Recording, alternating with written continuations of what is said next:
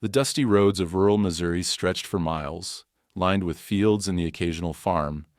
The sun hung low in the sky, casting an amber hue over the scattered barns and grazing cattle.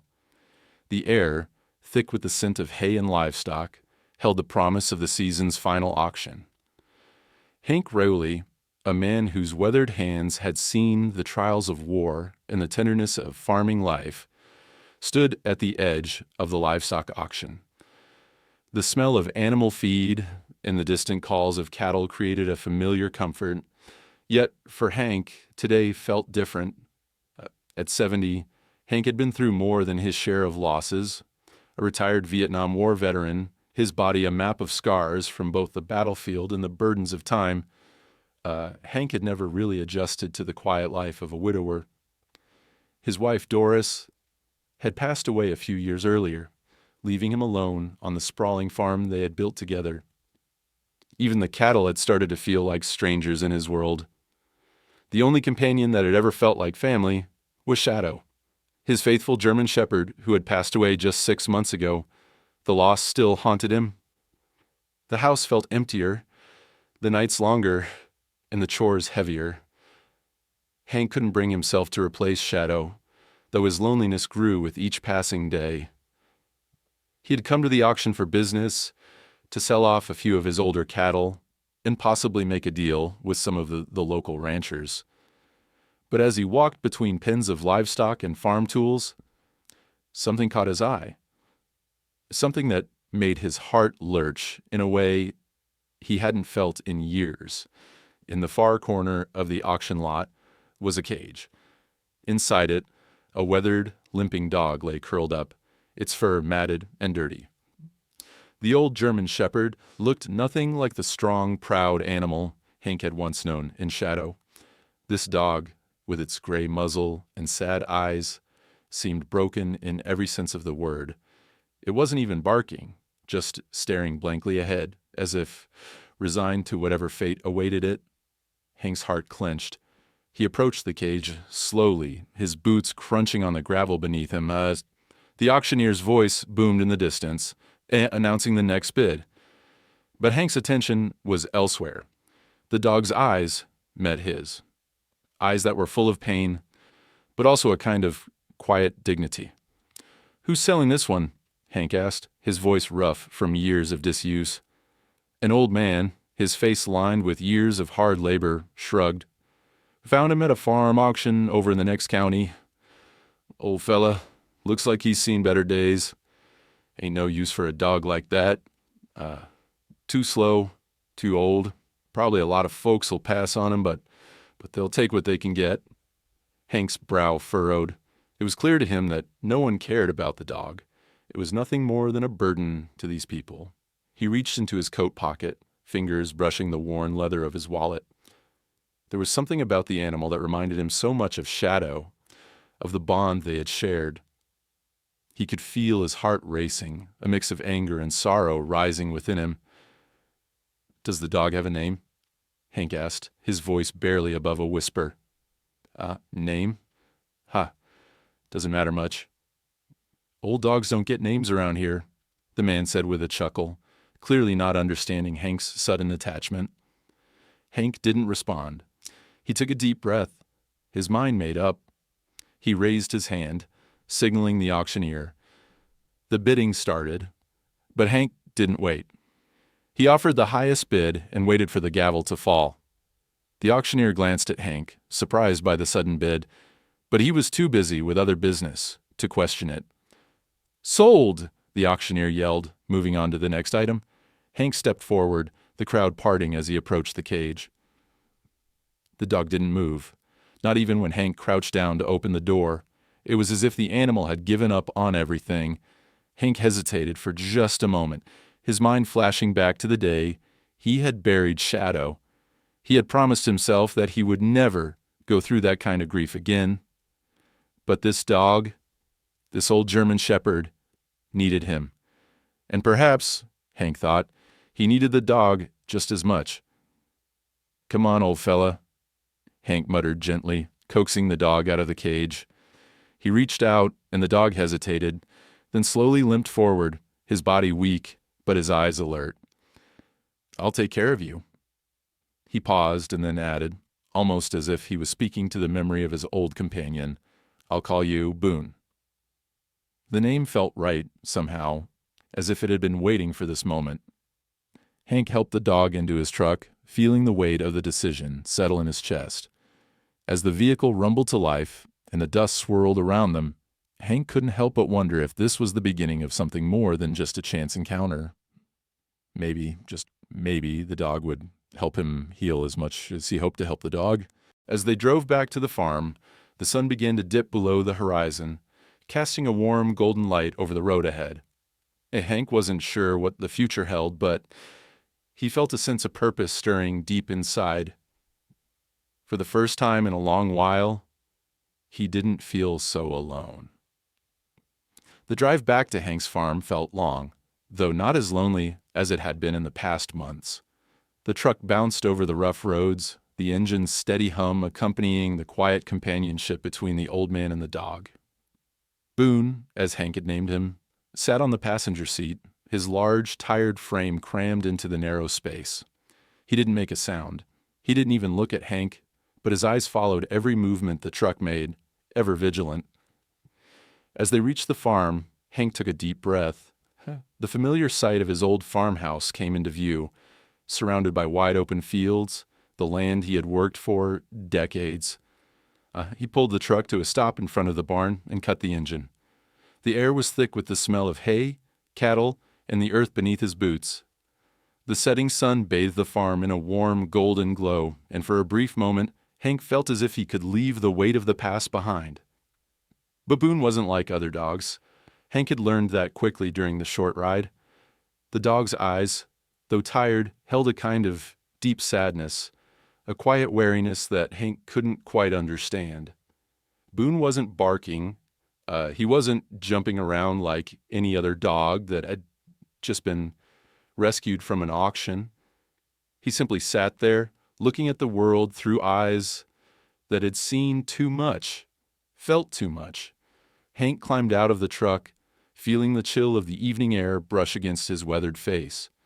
He opened the door to the passenger seat, and Boone hesitated before slowly stepping out. His limp was more pronounced now that he was on solid ground, and Hank winced as he watched the dog move with evident pain. Still, Boone didn't complain. He didn't whine. He just moved, each step heavy but determined. Hank led the dog to the barn. It wasn't the most comfortable place to stay, but it was where Hank had always kept his animals. The barn, with its creaky wood and dusty floors, had seen its fair share of animals come and go. Some stayed for years, others for only a short time. Hank had a strong bond with every creature on his farm, but with Boone, it felt different. It felt like he wasn't just taking care of the dog, but somehow sharing the load of a burden neither of them fully understood yet. He set Boone down in a small corner of the barn where a pile of straw lay. The space was cold, but it was private, away from the hustle and bustle of the main house. For a moment, the dog just stood there, staring at Hank with eyes that seemed to ask questions. Why had he been bought? Why was he here? Hank didn't have answers, not yet, but he could offer a place of safety, a place to rest. Hank left the barn door slightly ajar as he went to get the dog's food and water. When he returned, Boone was still in the same spot, lying on the straw. But now his head was turned to the side, as if he were trying to listen to something or someone. Hank could see the tension in his body, every muscle coiled, ready to spring into action at any moment. He set the food and water down slowly, watching the dog closely. Boone didn't seem interested. He didn't move. Hank knelt down, unsure of what to do. The dog's behavior puzzled him. He had expected some sign of excitement or joy, but instead there was only silence, a kind of wary resignation that spoke volumes. He placed a hand gently on Boone's head, and the dog flinched, jerking his head away. And it was as if the touch had reminded him of something painful, something distant. Hank withdrew his hand and sat there for a moment, trying to figure out the right way to approach the situation. For the first time in a long time, Hank felt the familiar sting of isolation. It wasn't just the loss of Shadow. It was the distance between him and the world. The loss of his wife had left him adrift. And now this dog, whom he had hoped would offer him some kind of companionship, was as distant and broken as he was. But Hank wasn't about to give up. Not on this dog. Not after he had already felt that inexplicable connection. Boone would come around. It would take time, but Hank was patient. He had always been patient, whether on the battlefield or here on the farm. Days turned into weeks, and the bond between Hank and Boone remained quiet, almost invisible. Boone still didn't bark. He rarely looked Hank in the eye, but he began to follow him around the farm. He walked with a limp, his old bones creaking with every step, but he was there, always in the background, watching, never straying far. His wariness didn't seem to diminish. Instead, it was as if Boone was always on guard, always waiting for something. It was clear that the dog was struggling.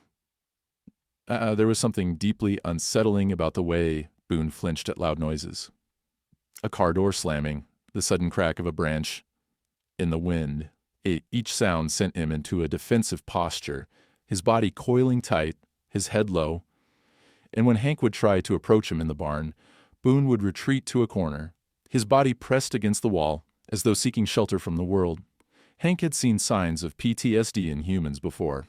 Back in his days in the service, he had witnessed men who had been scarred by war, who had struggled to find peace in the quiet world after the chaos of battle.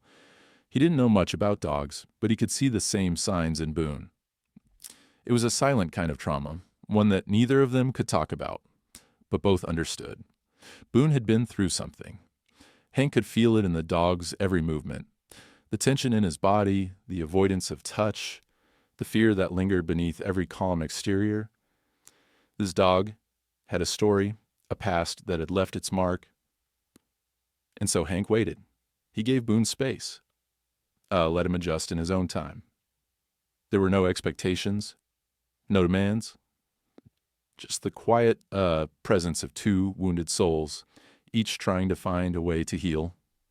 The days on the farm slowly began to blur into each other, a quiet rhythm of early mornings and long afternoons spent with Boone. Hank kept his distance, respecting the dog's space. But over time, he started to notice subtle changes. Boone was still distant, still wary, but there were moments, small, fleeting moments, where the ice between them seemed to crack. One such moment came on a morning that began just like any other.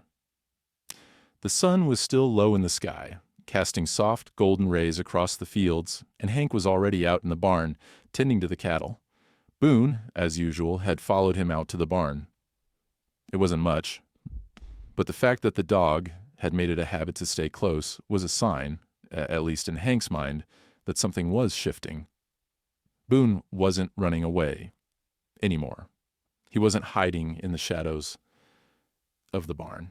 He was present, even if he wasn't fully engaged. Hank had just finished checking on the cows when he heard a soft rustling behind him.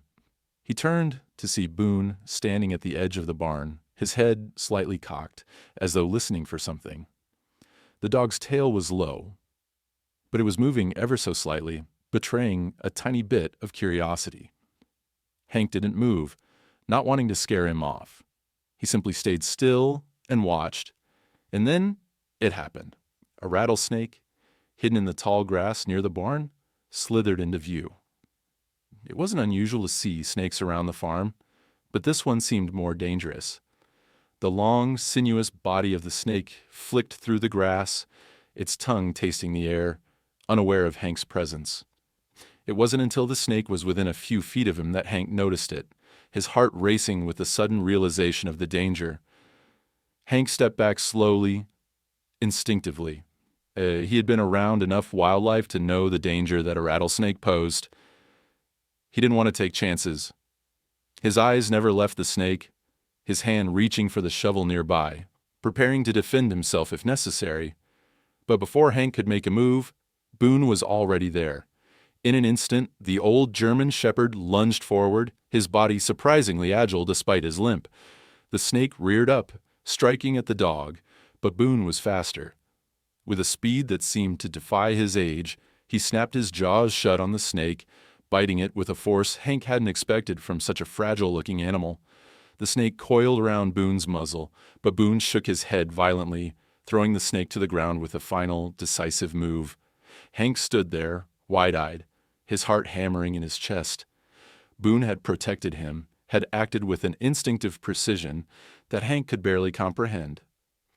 The dog, who had shown so much fear and hesitation up until now, had faced a threat head-on without a moment of hesitation. It wasn't just bravery. It was loyalty. A loyalty that Hank had not expected to see so soon. Boone stood over the snake's lifeless body, panting heavily, his chest heaving. His eyes were wild, alert, as though he was expecting another danger to appear. But there was no more danger. The threat had been neutralized. Hank slowly stepped forward, his hand reaching out to Boone. For the first time in weeks, the dog didn't pull away. He didn't flinch. Instead, Boone stood still, his gaze locked with Hank's. In that moment, something passed between them, something unspoken, something deep. Hank could see it in Boone's eyes. Trust. It was a glimmer, fragile and fleeting, but it was there. The dog had done something that Hank had not expected. He had protected him. Slowly, Hank crouched down, offering the dog a gentle touch. This time Boone didn't flinch. He didn't pull away. The dog allowed Hank's hand to rest on his head, the connection quiet, but real. It was a simple gesture, one that Hank hadn't even realized he was waiting for. But in that moment, it felt like a breakthrough. Boone wasn't just a broken dog anymore. He wasn't just the frightened animal that had limped into Hank's life. He was a partner, a companion. Over the next few days, the bond between them grew stronger. Boone no longer shied away when Hank entered the barn. He no longer seemed afraid of his presence. Instead, he began to approach Hank, if only for a brief moment, and would allow him to pet him. The small changes didn't go unnoticed. Hank could see Boone's tail wagging more often, his eyes brighter, less filled with that deep sadness that had once dominated his gaze. But it wasn't just the small moments of connection that marked the change. Boone was becoming more comfortable on the farm, more comfortable with his surroundings. He began to spend more time outside, following Hank around as he worked the land. At times, Boone would wander off for a little while, but always within sight, always close enough that Hank could see him. The dog's behavior, though not perfect, was beginning to show signs of recovery. One evening, as the sun began to set and the air grew cooler, Hank was sitting on the porch, sipping his coffee. The day had been long, and the quiet of the evening was a welcome relief. He looked out over the land, the familiar fields stretching out before him, and for the first time in a long while, he felt a sense of peace. Boone was lying in the grass nearby, his head resting on his paws. His body relaxed for the first time since Hank had brought him home. Hank couldn't help but smile as he watched the dog. Boone had come a long way since that first day at the auction, and Hank too had changed. The quiet days of solitude that had once felt like a prison now felt different. There was a sense of purpose that had begun to grow inside of him, a feeling that perhaps, just maybe, he wasn't alone anymore. As the night fell and the stars began to twinkle overhead, Hank closed his eyes for a moment, letting the peace of the farm wash over him. The world felt quieter now, more manageable, and for the first time in years, he wasn't dreading what the next day would bring. It wasn't just the land that was healing. It wasn't just Boone. It was Hank, too. And he had to admit, that quiet bond, that glimmer of trust, was something worth holding on to. The peaceful days on the farm continued, but Hank knew, in the back of his mind, that quiet was often fleeting. It was easy to believe the world had settled when things were calm, when Boone rested by his side, and the evening passed without incident. But Hank had lived long enough to know that peace could shatter in an instant. It was late one night, when Hank heard something he hadn't expected. The unmistakable sound of footsteps crunching through the gravel outside his home. His first instinct was to dismiss it as nothing more than a raccoon, or maybe even a deer, drawn to the farm by the scent of food or the warmth of the barn. But deep down, a nagging sense of unease crept into his chest. He stood up from his chair, the creaking of his bones loud in the silence, and stepped cautiously toward the window that overlooked the yard. Outside, the moon was barely visible through the clouds, casting the world in a muted, ghostly light. Everything appeared still, too still, as if the earth itself had held its breath. Boone was lying near the porch, his head resting on his paws, but the dog's ears were perked. He was listening for something, just as Hank had learned to do over the years. The hairs on the back of Hank's neck stood up as a cold chill ran down his spine. Hank had fought in the jungles of Vietnam. He had known what it was like to sense danger before it arrived, to feel it in his bones. Tonight, something was off, and he wasn't about to take any chances. He motioned for Boone, who stood up immediately, his body tense and ready. They had formed a silent understanding, a kind of partnership born from necessity and time. Hank moved swiftly, grabbing his old rifle from the coat rack by the door. It had been years since he'd felt the need to hold it, but tonight felt different. His grip on the cold metal was familiar and comforting, the weight of the gun a reminder of the man he used to be. "Stay close, Boone," Hank murmured, his voice low and steady. Boone, as always, obeyed, his silent presence a constant reassurance. The dog's senses were sharper than Hank's, and Boone had proven himself in countless small ways over the past few months. Hank trusted the dog with his life. The sound of the footsteps continued, getting closer to the barn now. It wasn't just one set of feet anymore, there were several. Hank's pulse quickened as the shadows seemed to grow longer and deeper in the corners of his yard. Someone was out there, and they were definitely not supposed to be. Hank and Boone moved quietly toward the barn, their feet barely making a sound as they crept across the yard. The moonlight revealed nothing out of the ordinary, no signs of trespassers or unfamiliar vehicles. But Hank's instincts told him something was wrong. Someone was close. Too close. Suddenly, there was a rustle in the barn. It wasn't just the wind or a harmless rodent. The noise was deliberate. Hank could hear voices, low and threatening. His heart pounded in his chest as he signaled to Boone, motioning for the dog to stay back.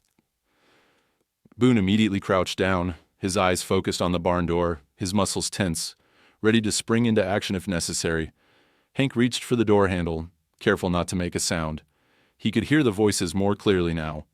Two men, speaking in hushed tones. "Get it. Now," one of them hissed. "We're not leaving without it." Hank's blood ran cold. Get what? He thought furiously. The barn wasn't just filled with his cattle and a few old farming tools. It had an assortment of valuable equipment. But there was something more. The dog. Boone. And something told Hank that these men weren't here for anything ordinary. They were after Boone. The dog had become more than just a pet. After the rattlesnake incident, Hank had realized Boone was special. His protective instincts had kicked in, and Boone had demonstrated that he wasn't just a random auction dog. But why were they targeting him? Hank motioned to Boone to stay hidden as he silently crept toward the barn's open door. The voices grew louder, and Hank's grip tightened around his rifle. He had been in tight spots before, but this felt different. He wasn't just protecting himself anymore. He was protecting Boone, who had already proven his loyalty. With a sharp nod, Hank pushed the door open just enough to peer inside. Two men stood near the back of the barn, rummaging through boxes and crates. Their faces were obscured by masks, their movements deliberate but cautious, as if they were hunting for something specific. Hank's eyes narrowed as he tried to make sense of the situation. Were these men here for the dog?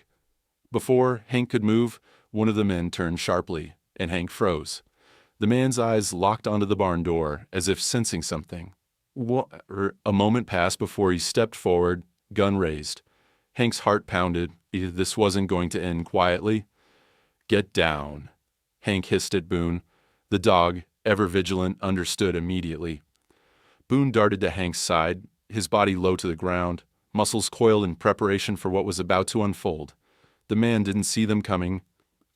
As Hank stepped forward, rifle raised, Boone lunged first, catching the man off guard. In an instant, the dog's powerful jaws clamped around the man's arm, dragging him to the floor. The second man, startled, turned and reached for his own weapon, but Boone was already there, pinning him to the ground with a fierce growl. Hank didn't wait. He fired a warning shot into the air, sending the second man stumbling back in fear. The first man, still writhing on the ground, cursed under his breath, trying to free himself from Boone's grip. "Stay down," Hank growled, his voice like steel. His rifle was aimed directly at the man on the ground. You're not getting what you came for." The two men hesitated, their faces filled with disbelief and fear. They hadn't expected this. A farm dog, old and injured, attacking like a feral beast. They hadn't expected Hank either. "What do you want with the dog?" Hank demanded, his voice hard. The man on the ground grimaced, but didn't answer. The other man, realizing he wasn't going to win this fight, started backing away, fear evident in his eyes. "We're done here," the second man muttered, his voice shaking. Hank didn't lower his rifle. He was ready for them to make another move, but the men hesitated before quickly fleeing into the night, leaving Hank and Boone standing in the silent barn, the only sound, the heavy breathing of both man and dog. Boone released the man's arm and stood by Hank's side, his body still tense.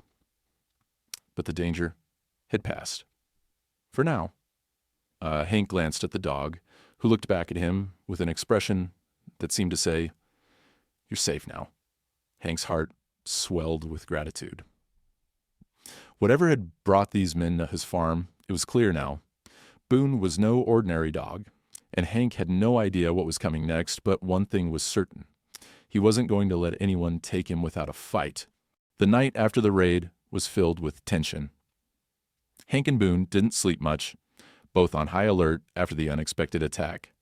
The barn was quiet now, but Hank knew that it was only a matter of time before someone would come back. The next morning, Hank woke early, his mind racing with questions. Who were those men? Why had they targeted Boone? And most importantly, what was it about Boone's past that had brought this danger to his doorstep? Hank's thoughts were interrupted by the soft rustling of Boone's paws on the floor of the barn. The dog, though still somewhat wary, had become more relaxed in the past few weeks. His bond with Hank was growing stronger, but there was still an underlying sadness in his eyes, as though Boone was carrying the weight of something far beyond his control.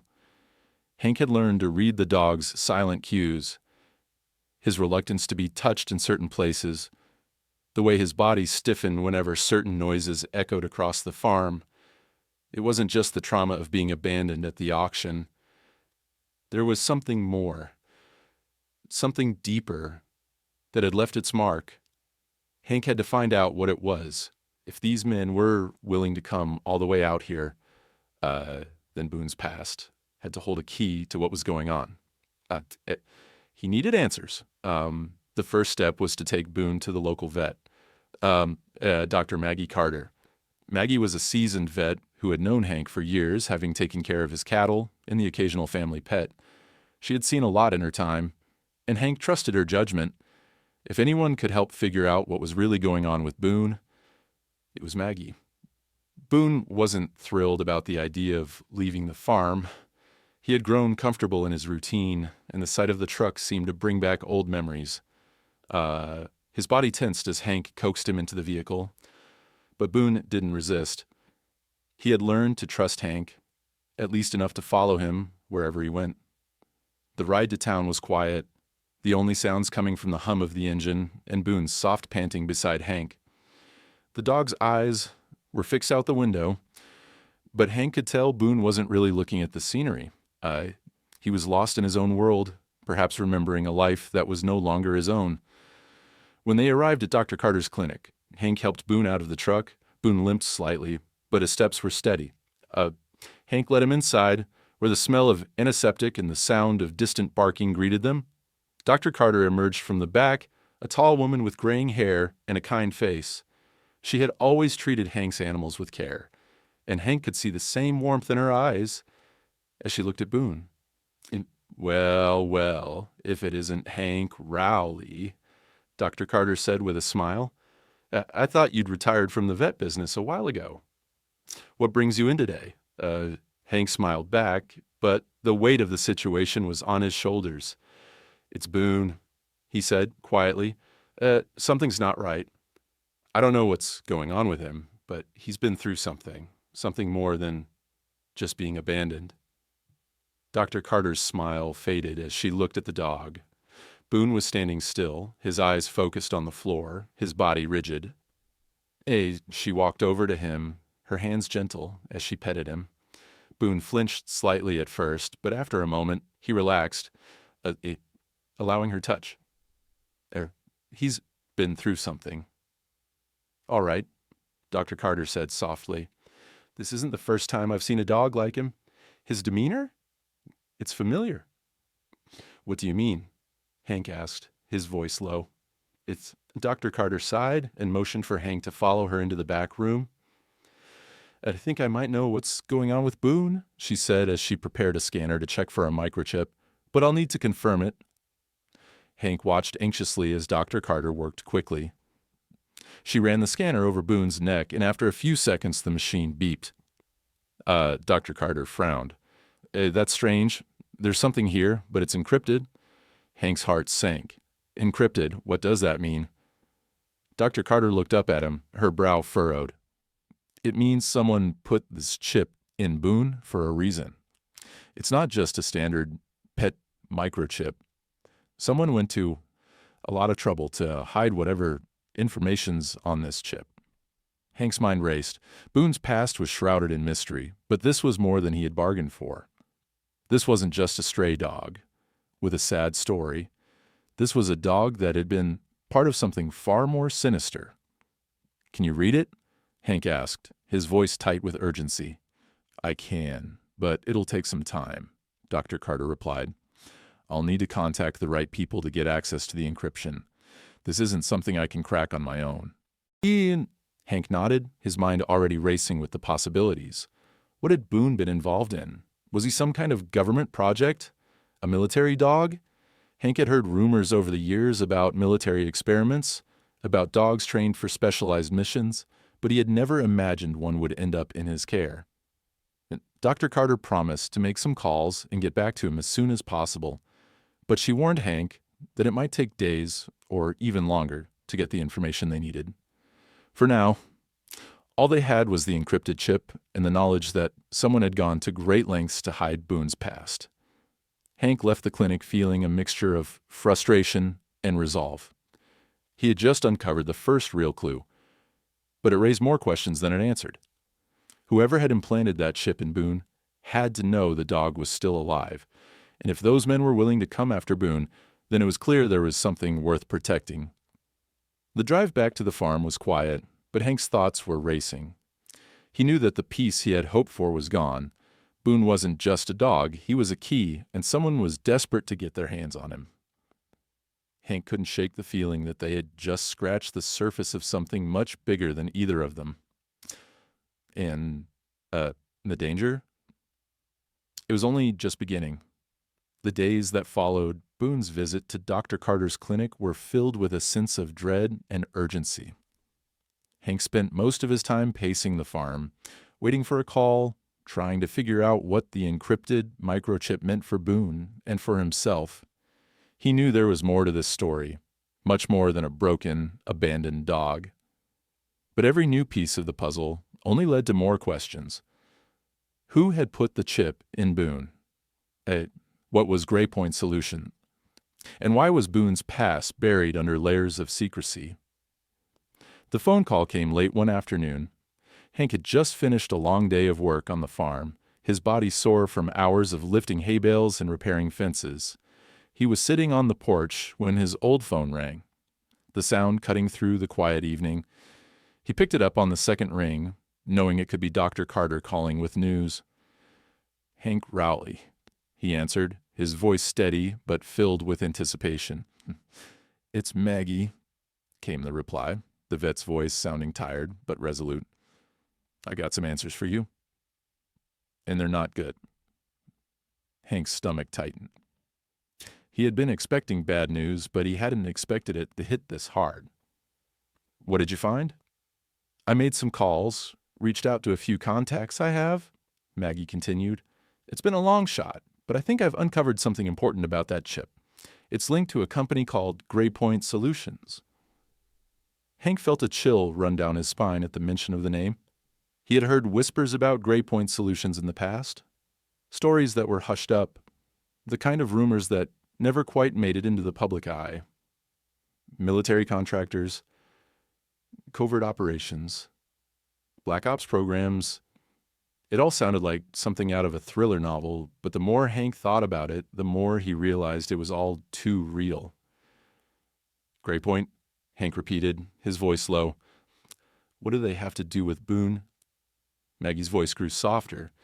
"From what I've gathered, Graypoint is a military contractor that handles a lot of high-risk, classified projects.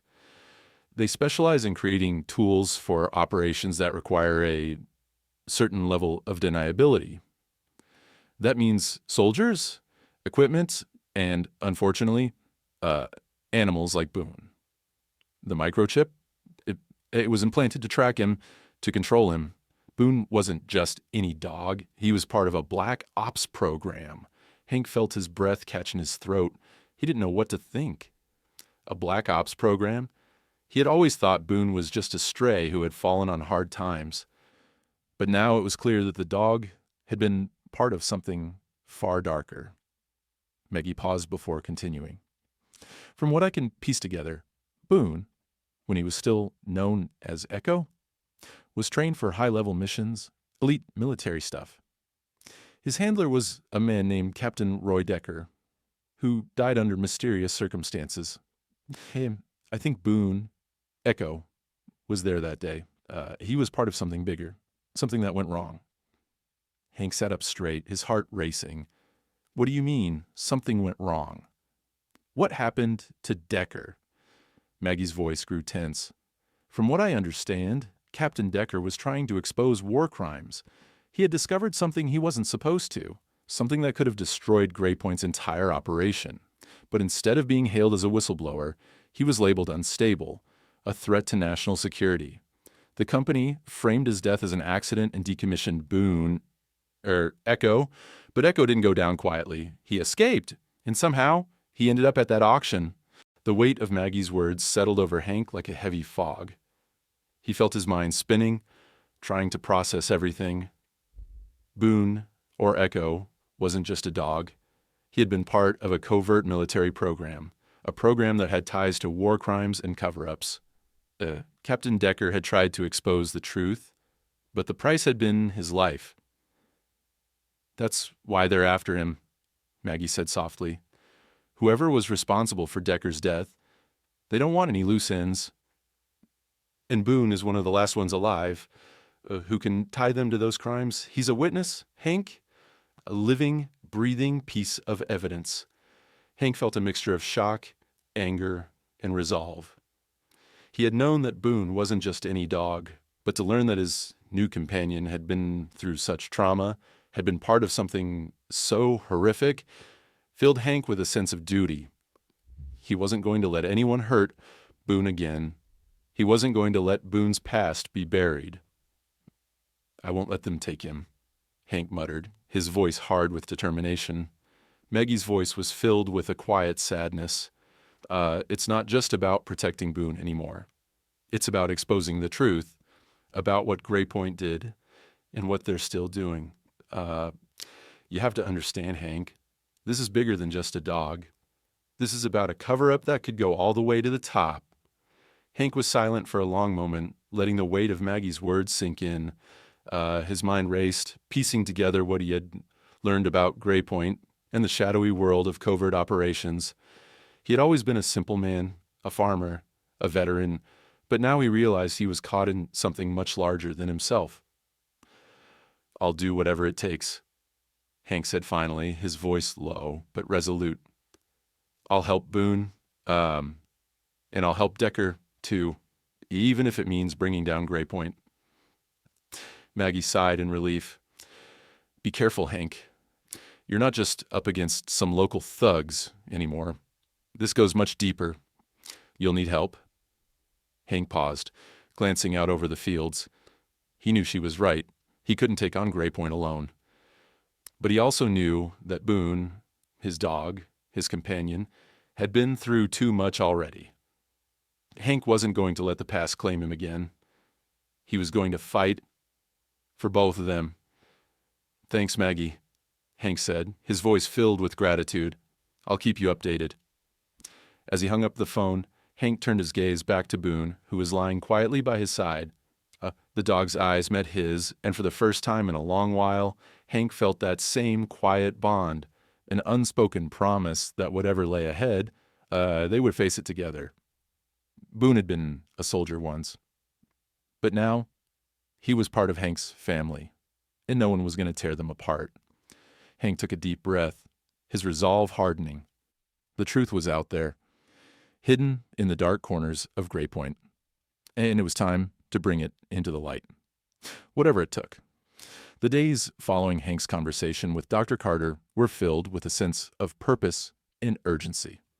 For the first time in a long while, Hank felt like he had a clear path ahead. He had never imagined that his quiet life as a retired cattle farmer would take such a turn, but now he had no choice. Boone, his once quiet companion, was at the center of something much larger than either of them could have anticipated. Hank spent the next few days quietly preparing, gathering his thoughts, and making a plan. He knew that the road ahead wouldn't be easy, and that the stakes were higher than anything he had faced in the past. This wasn't about protecting his farm or even his own life anymore. It was about doing what was right. Boone had already proven his loyalty, and now Hank was determined to return that loyalty, no matter the cost. The first step, as Maggie had suggested, was to gather more information about Gray Point. Hank had never been the type to rely on others, but in this situation, he needed help. And that help came in the form of Mira Talbot, a local journalist with military reporting experience. Hank had met Mira a few times in the past, and he knew she was no stranger to tough stories and dangerous situations. She had a reputation for digging into issues others preferred to ignore, and Hank hoped she might be the key to unraveling the mysteries surrounding Boone's past. Hank had reached out to Mira cautiously, not knowing how much he could trust her at first. But when they met at a small diner on the outskirts of town, Hank found that Mira was exactly what he needed. She was sharp, determined, and had the kind of quiet resolve that Hank had always respected. I've been following some rumors about Gray Point for a while, Mira had told him as they sat down in a secluded booth, her voice low, her eyes scanning the room. But every time I've tried to dig deeper, I hit a wall. There's something shady going on, but no one's talking. And the few people who do know anything seem to disappear. Hank had told her everything about Boone's microchip, his military past, the raid on his farm, and the men who had come looking for him. He didn't leave out any details, even the part about Boone's near-death escape from the program. Mira listened intently, her gaze unwavering as Hank spoke. When he finished, she took a deep breath and leaned back in her chair. You're right to be worried, Mira said quietly. Gray Point isn't just another contractor. They've been involved in some very unsavory projects over the years. Training animals, human experimentation, and all sorts of things that the government doesn't want to be known. And Boone, he's caught up in all of it. Hank's mind raced as Mira continued. I've heard whispers of a program called Echo Initiative, where they use animals, mostly dogs, to carry out operations under the radar. They're treated like machines, trained to perform missions, but when they're no longer useful, they're discarded. Some of them escape. Some, like Boone, end up on the street, unwanted, broken. Hank's heart sank. He had suspected that Boone's past was dark, but to hear it from Mira confirmed his worst fears. Boone wasn't just any dog. He was a part of a system that treated him like a tool something disposable. And now, Gray Point wanted him back. So what do we do? Hank asked, his voice low, a sense of urgency creeping into his words. I'm not letting them take him again. We have to expose this. We have to make sure the truth gets out. Mira nodded. I've been trying to gather information for months, but it's been impossible. No one wants to talk about Gray Point. But if what you're saying is true, if Boone really was part of their operations, then that changes everything. We could have a story. A big one. But we need proof. Hank knew she was right. They couldn't just walk into a government office and demand answers. The people who worked for Gray Point had the power to cover up their tracks, to destroy evidence. The truth about what had happened to Boone and the other animals like him could easily be buried, unless they had something solid, something undeniable. That's where you come in, Hank said, his gaze steady. We need to expose Gray Point. We need to take this to the media, but we need something that will make people listen. Mira hesitated for a moment, her brow furrowing. I can't promise anything, Hank. The people we're dealing with, they're dangerous. They'll stop at nothing to protect their secrets. If we go public with this, there's no turning back? Hank's voice was firm. I don't care. I've seen enough in my life to know when something's worth fighting for. Boone didn't ask for this. He didn't ask to be a part of some sick program. But now, I'm asking you to help me give him a chance to tell his story. Mira was quiet for a long time, as if weighing the risks. Finally, she nodded. All right, we'll do it. But we're going to need more than just your word. We're going to need evidence that Gray Point is still operating. And we're going to need a way to get it without getting ourselves killed. And Hank Ninian knew Mira was right. The task ahead was daunting, but there was no turning back now. He had already seen what Gray Point was capable of. And now, with Boone by his side, he wasn't going to sit idly by while those responsible for the program got away with their crimes. As Hank left the diner that evening, his mind was clear. He had a plan. He had an ally in Mira. And most importantly, he had Boone, who had already proven that he wasn't just a broken animal, but a survivor, a fighter, and a hero in his own right. The storm was coming. And when it arrived, Hank would be ready to face it head on. The days leading up to the storm were quiet, too quiet. Hank could feel it in his bones. Something was coming. He could see it in Boone's eyes, too. The dog, who had once been a shadow of his former self, was now alert, always watching, his every movement a sign of the tension that hung in the air. Boone had become more than just a companion. He was a protector, his loyalty to Hank stronger than ever. But Hank knew the danger was far from over. Mira had made progress in her investigation, gathering a few solid leads about Gray Point's activities. She had uncovered more about the Echo Initiative and the many dogs that had been trained for covert military operations. But despite her efforts, they still didn't have the concrete evidence they needed to expose Gray Point fully. Hank had seen the frustration in Mira's eyes as the walls seemed to close in on them. The people involved in Gray Point were powerful, and they had made it clear that they weren't about to let Boone or anyone else stand in their way. One evening, just as the sun began to dip below the horizon, Hank received a call. The number was unfamiliar, but Hank had learned to trust his instincts.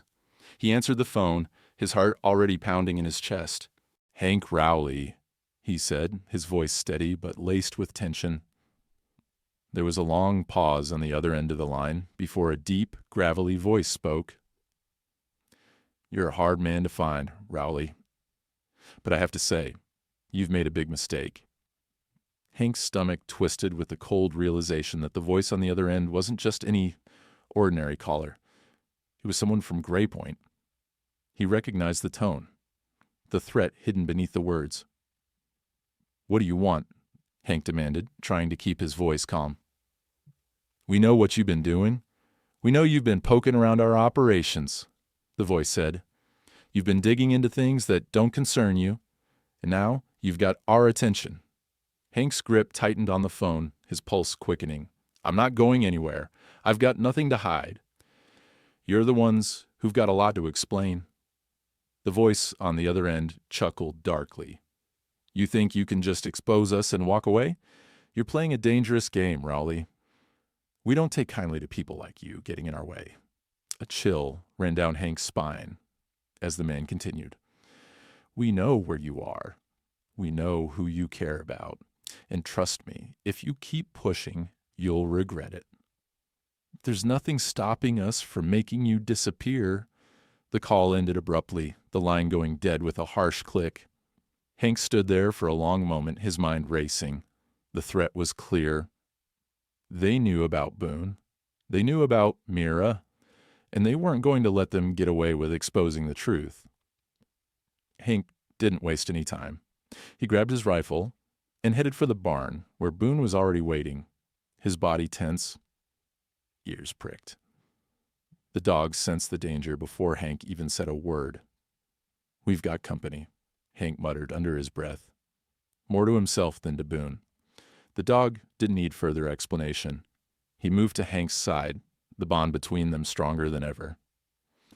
Boone's eyes met Hank's, a silent understanding passing between them. The farm, once a place of quiet solitude, now felt like a battlefield. Hank could almost feel the weight of the air pressing down on him, heavy with the knowledge that whatever happened next, it would be a fight. Boone wasn't just a dog anymore.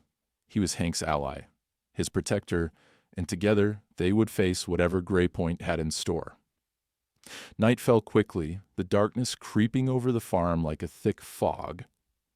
Hank kept Boone close as they moved quietly around the property, checking all the entrances to the barn, the house, and the fields. The silence was oppressive, but Hank's military instincts kicked in.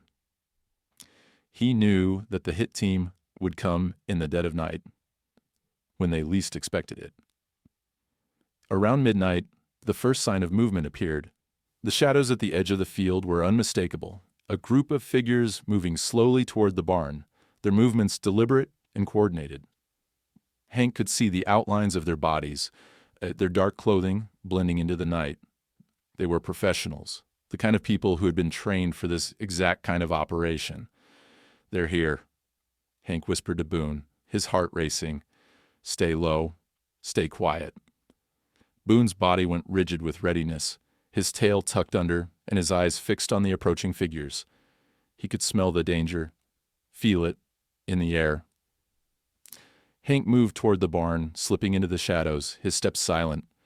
He knew the barn like the back of his hand, every creaky floorboard, every hiding spot. But this time, he wasn't alone.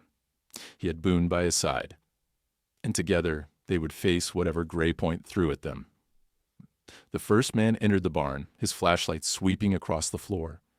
Hank watched from the darkness, his rifle aimed at the intruder. He could hear the soft scrape of boots on wood, the rustle of gear. The man was getting closer to Hank's position. Without warning, Boone lunged from the shadows, his teeth flashing as he grabbed the man's arm. The intruder yelped in pain, dropping his flashlight, and the barn was plunged into darkness. Hank didn't hesitate. He fired a warning shot into the air, his voice booming in the silence. "Stay down," Hank ordered, his voice cold and commanding.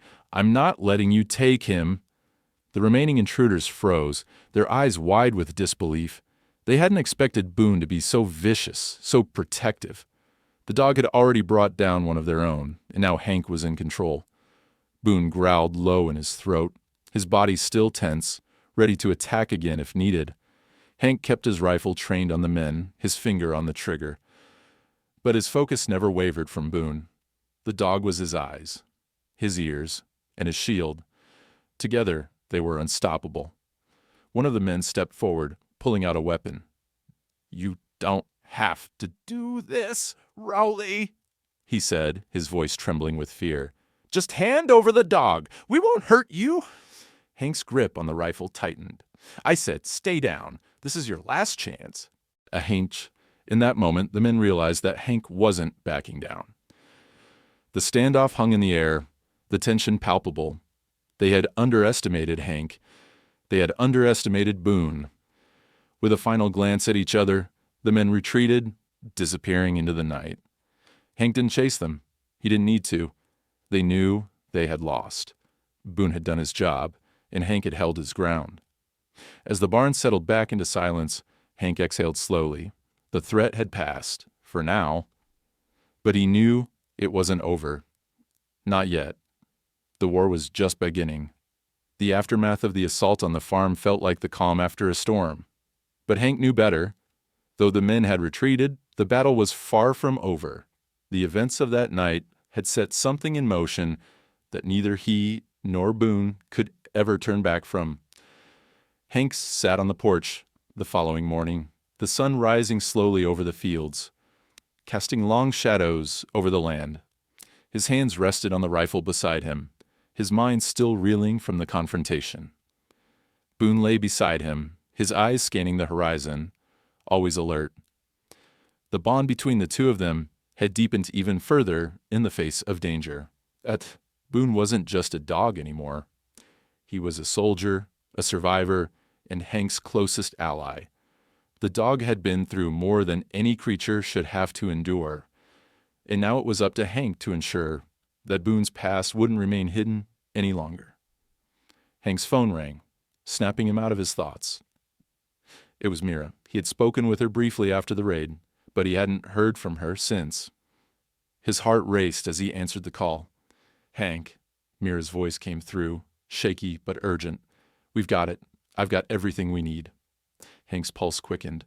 "What do you mean? You have proof?" "Yes," she replied, a sense of relief in her tone.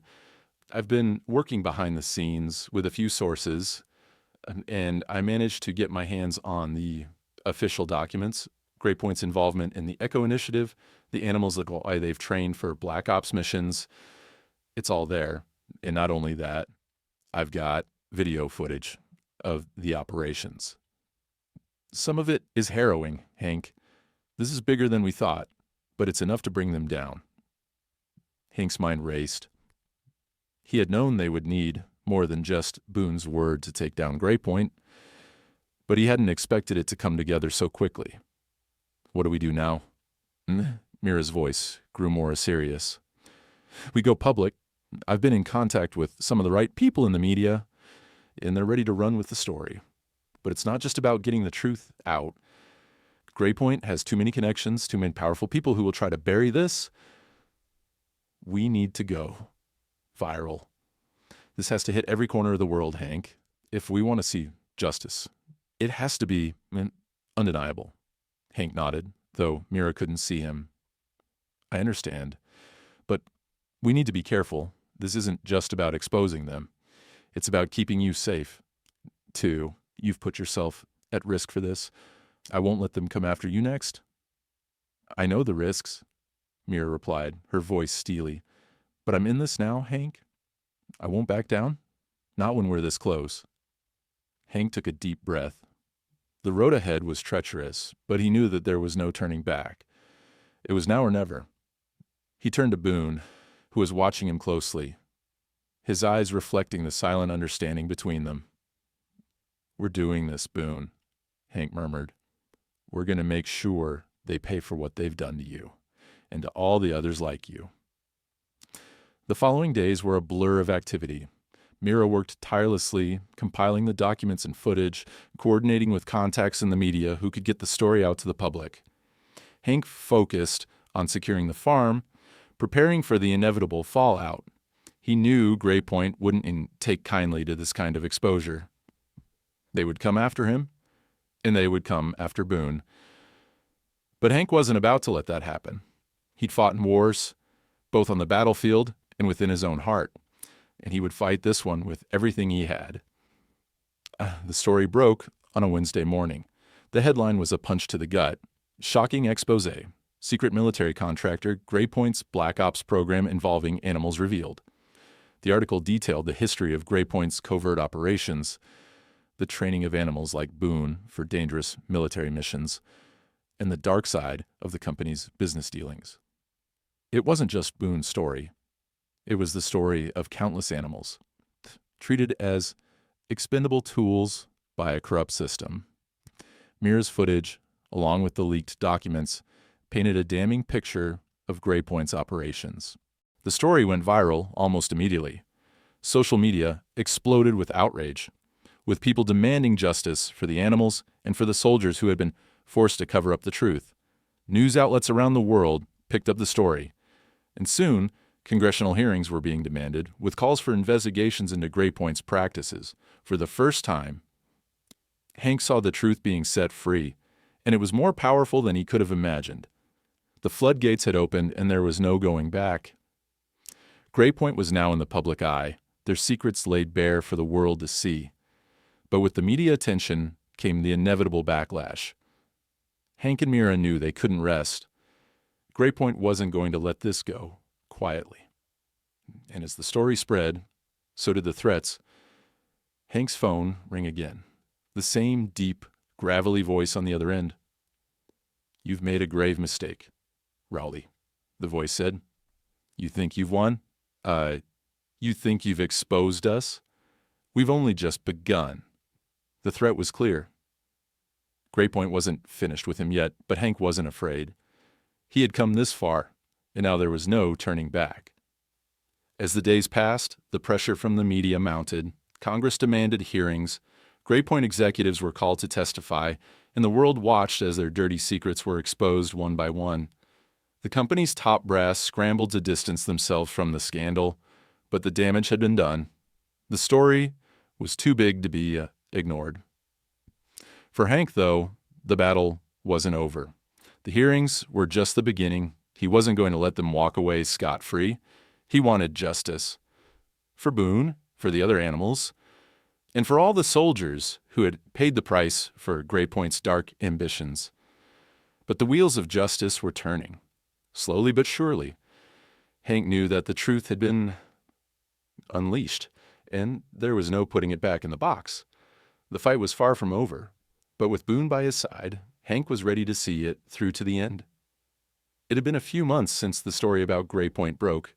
The world had changed in ways Hank never could have imagined. The company, once shrouded in secrecy and corruption, was now being held accountable for its actions. Congressional hearings had turned into a media frenzy. The public demanded justice, and slowly but surely, the government began to respond. Executives from Gray Point were arrested, some of them facing charges that could bring them years in prison. The evidence, both from Mira's investigation and the footage Hank had helped expose, had been undeniable. Boone, once a broken, silent dog, had become a symbol of resilience. His role in the exposure of Gray Point had turned him into a hero, a living testament to the power of loyalty, survival, and the unspoken bond between man and animal. He had been through so much, too much for any creature to bear. But now there was peace. There was justice. Boone could finally relax. Hank sat on the porch of his farm one crisp autumn morning, looking out over the land he had spent his life working. The field stretched far into the distance, golden in the light of the rising sun. The barn in the distance was quiet, the cattle grazing lazily in the pasture. It was the kind of peace Hank hadn't felt in years, the kind of peace he never thought he would get after losing his wife, Doris, and after the war that had taken so much from him. Boone lay beside him, his head resting on Hank's boots as the old man sat in his favorite rocking chair. The dog's once dark fur had grown gray with age, and his movements were slower now. But there was a contentment in his eyes that had never been there before. The once wary, broken animal had found his place. And Hank had, too. It was strange, Hank thought, how life could change so quickly. One minute, he had been living a quiet existence. The only companion he had left being the memory of his wife and the farm animals. Then, out of nowhere, Boone had appeared, bringing with him a storm of danger and discovery. The investigation into Gray Point had turned everything upside down. Yet Hank now saw it all as part of a greater purpose. He had learned so much, not just about the darkness in the world, but about his own capacity for loyalty and courage. The days were peaceful now, but Hank knew that peace could be fragile. The world still wasn't perfect. There were still battles to be fought. But for now, as he sat in the early morning light, with Boone by his side, Hank felt a sense of resolution settle over him. They had won. They had brought the truth to light, and no matter what came next, he had done right by Boone. The door to the house creaked open, and Hank's granddaughter, Lucy, appeared in the doorway. She was older now, her hair longer and tied back in a ponytail, but there was still that spark of innocence in her eyes. She had bonded deeply with Boone after the raids, and the dog had taken to guarding her like a protective older sibling. "Grandpa," Lucy said, her voice filled with warmth, "is Boone going to chase the butterflies today?" Hank chuckled, his eyes crinkling with a smile. "I think he might just have that in him, kiddo." Lucy grinned and ran toward the yard, her small feet kicking up dust as she laughed. Boone watched her for a moment, his eyes following her every movement. And then, as if on cue, the old dog got up with a grunt, his stiff legs carrying him toward the field where the butterflies fluttered lazily in the soft breeze. He didn't chase them with the same youthful vigor he once had, but there was a certain joy in his eyes, a joy that Hank hadn't seen in a long time. It wasn't just Boone who had changed. It was the entire family. Lucy had been the one to bring warmth back into Hank's life when he thought all was lost. And Boone, in his quiet way, had shown Hank that even after all the pain and loss, there was still room for healing. Hank watched as Boone and Lucy played, the dog lazily trotting behind her as she ran through the fields, trying to catch the butterflies that danced in the air. It was a simple moment, but it was perfect. For the first time in a long while, Hank felt like he could breathe. There was no longer a weight on his chest, no longer the constant fear that someone was lurking in the shadows, waiting to take everything from him. The storm had passed, and the calm had finally settled in. But in the back of his mind, Hank knew that this peace came at a cost. The truth had been hard to uncover, and it had brought more pain than anyone deserved. Boone's past had been horrific, and the dog had carried that burden for far too long. But now, Boone had a chance at something new. He had a chance at freedom and happiness. And Hank, too, had learned something valuable. He had learned that the past doesn't have to define the future, that even the darkest chapters can lead to brighter days. Hank had spent so much of his life haunted by the ghosts of his past, by the war, by his wife's death, and by the loneliness that had followed. But now, he understood. The real battle wasn't against the world or the forces that tried to control him. It was about embracing what was in front of him. It was about finding healing, even in the most unexpected places. The sun climbed higher in the sky, and Hank took a deep breath, feeling the warmth of the day settle over him. The world was still turning, but for the first time in a long time, it didn't feel like it was spinning out of control. Boone came back to Hank's side, his tail wagging lazily. He lay down at Hank's feet, content. Lucy was already inside, her laughter echoing from the house, and as Hank scratched Boone behind the ears, he reflected on everything they had been through, everything they had overcome. The lesson, he realized, was simple yet profound. Even those discarded by the world can carry truths strong enough to shake it. Boone had been thrown away, like so many others. But his truth, his story, had the power to change everything. And in the end, that's what mattered most. "Good boy, Boone," Hank said softly, his voice filled with gratitude. "We made it." And as the day stretched on, Hank knew that he could finally let go of the past. They had fought for the truth, and they had won. Boone had found his peace, and Hank had found his redemption. The story was over, but the lessons remained.